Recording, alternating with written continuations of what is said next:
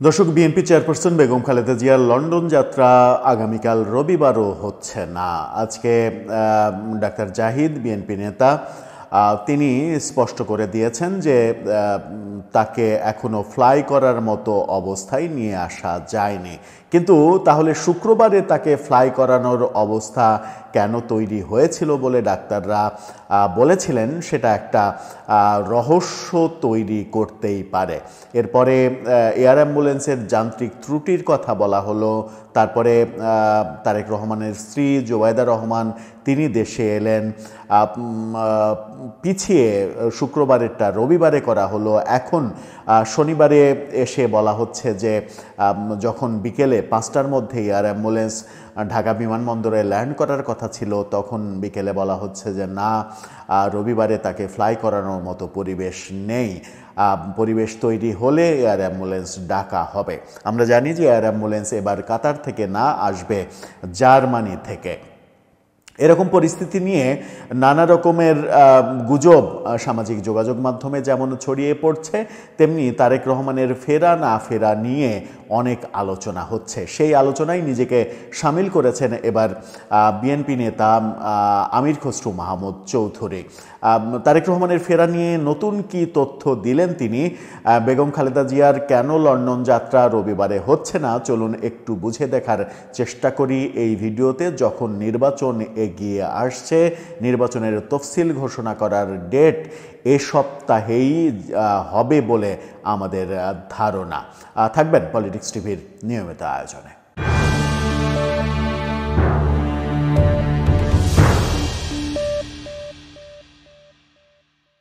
দর্শক, বলছিলাম BNP chairperson Begum Khaleda জিয়ার রোববারেও আগামীকালকেও লন্ডন যাত্রা হচ্ছে না। তার শরীর আবার খারাপ করেছে, এরকমটাই মনে হচ্ছে।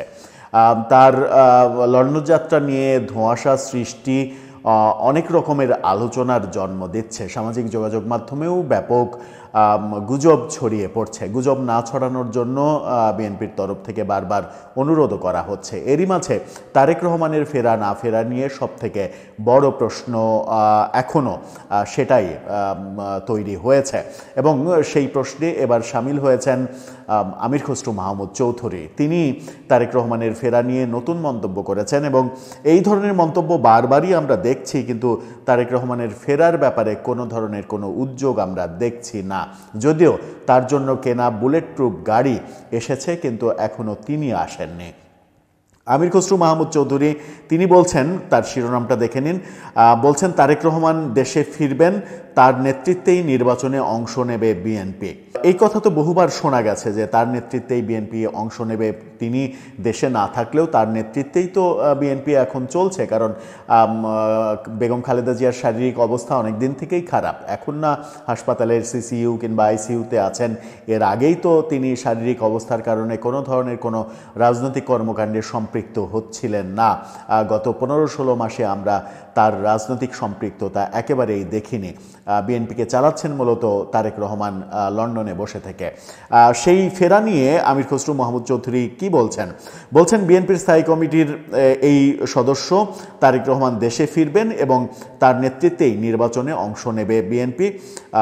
রাজধানীর বনানীর একটি হোটেলে একটা অনুষ্ঠানে এই মন্তব্য করেছেন। বলেছেন তারেক রহমান সহসাই দেশে ফিরবেন, সব কিছু প্রস্তুত করা হচ্ছে। আগামী ত্রয়োদশ জাতীয় সংসদ নির্বাচনে তারেক রহমানই নেতৃত্ব দেবেন।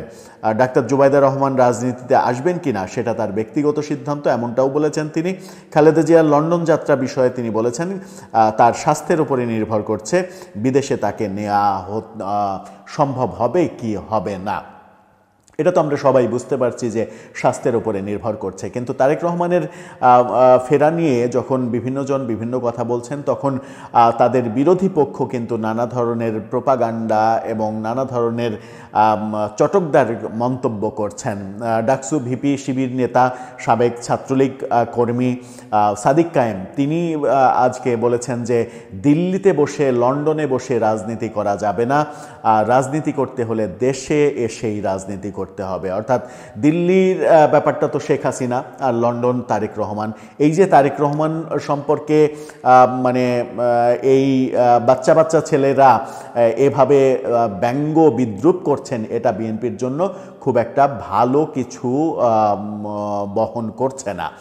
আবার তারেক রহমানের ফেরা না ফেরা নিয়ে বিএনপির নেতারা এত বেশি কথা বলেছেন এবং বারবার ডেট পরিবর্তনের যে ব্যাপারগুলো আমরা দেখেছি, তাতে করে এক ধরনের সংশয় তৈরি হয়েছে যে তিনি আদতে নির্বাচনের আগে ফিরবেন কিনা কিংবা ফিরতে পারবেন কিনা। তারেক রহমানের ফেরার পথে আদতে বাধা কি? সরকার, তাদের প্রতিপক্ষ দল জামাত, নাকি বিদেশি কোনো শক্তি? বিদেশি শক্তি হলে ভারত যুক্তরাষ্ট্রের নাম আসবে, কিন্তু ভারতের প্রধানমন্ত্রী নরেন্দ্র মোদী যখন বেগম খালেদা জিয়ার শারীরিক অবস্থা নিয়ে এক্স হ্যান্ডেলে টুইট করলেন, তখন তো মনে হচ্ছিল যে ভারত হয়তো বিএনপির সঙ্গে আগামীতে কাজ করবে এরকম প্রস্তুতি নিচ্ছে। তাহলে সমস্যাটা আদতে কোথায়?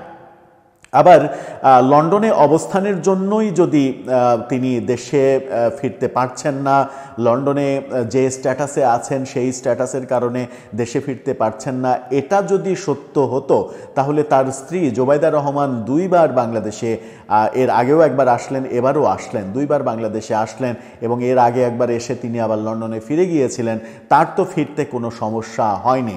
তাহলে কি তারেক রহমান একটা স্ট্যাটাসে আছেন আর জোবাইদা রহমান কিংবা তার কন্যা জাইমা রহমান তারা কি আলাদা স্ট্যাটাসে আছেন? একই পরিবারের বিভিন্ন সদস্য বিভিন্ন রকমের স্ট্যাটাসে থাকার বাস্তবতা কি আছে? কারণ সেই সময় 2008-এ যে তারেক রহমান দেশের বাইরে চলে যান, সেটা সপরিবারেই গিয়েছিলেন, স্ত্রী কন্যাকে সাথে নিয়েই গিয়েছিলেন। তাহলে স্ত্রী যদি বাংলাদেশে এসে আবার লন্ডনে ফেরত যেতে পারেন, তাহলে তার ক্ষেত্রে সমস্যাটা কি? এই যে ধোঁয়াশা, এই ধোঁয়াশাগুলো ক্লিয়ার করা হচ্ছে না বলে সেটার জন্য সেটা বিএনপির জন্য খুব একটা সুখকর কিছু হচ্ছে না। আমার মনে হয় যে এই ধোঁয়াশাগুলো ক্লিয়ার করে ফেলা উচিত। যত ধরনের বড় বাধাই থাকুক না কেন, সেটা ক্লিয়ার করে বললে জনগণের মাঝে একটা ধারণা স্পষ্ট হয়, জনগণ বুঝে উঠতে পারে যে এই বাস্তবতার কারণে তার এই সমস্যা হচ্ছে। তাহলে বিরোধী পক্ষ আর নানা ধরনের চটকদার প্রোপাগান্ডা ছড়াতে পারবে না। কারণ নির্বাচনের আগে যত বেশি প্রোপাগান্ডা ছড়াতে পারবে বিরোধী পক্ষ, তত বেশি কিন্তু বিএনপির নির্বাচনী কর্মকাণ্ডে অনেক ক্ষতির কারণ তৈরি হবে। এটা আমার মনে হয় যে বিএনপির আরও সচেতনভাবে হ্যান্ডেলিং করা উচিত, যেন প্রোপাগান্ডাটা বিরোধী পক্ষ ছড়ানোর মতো অস্ত্র তারা হাতে না পায়, কিংবা বিএনপি তাদের হাতে সেই অস্ত্রটা তুলে না দেয়। দর্শক, আপনার কি মনে হয়? এই যে বিভিন্ন নেতা বিভিন্ন সময়ে বলছেন বটে যে অমুক দিন ফিরবেন, অমুক দিন ফিরবেন, আসলে রহস্যটা কি, যে কারণে সাদিক কায়েমরা মন্তব্য করছেন যে লন্ডনে বসে, দিল্লিতে বসে রাজনীতি করা যাবে না? আপনার মন্তব্য জানিয়ে লিখতে পারেন আমাদের কমেন্ট বক্সে।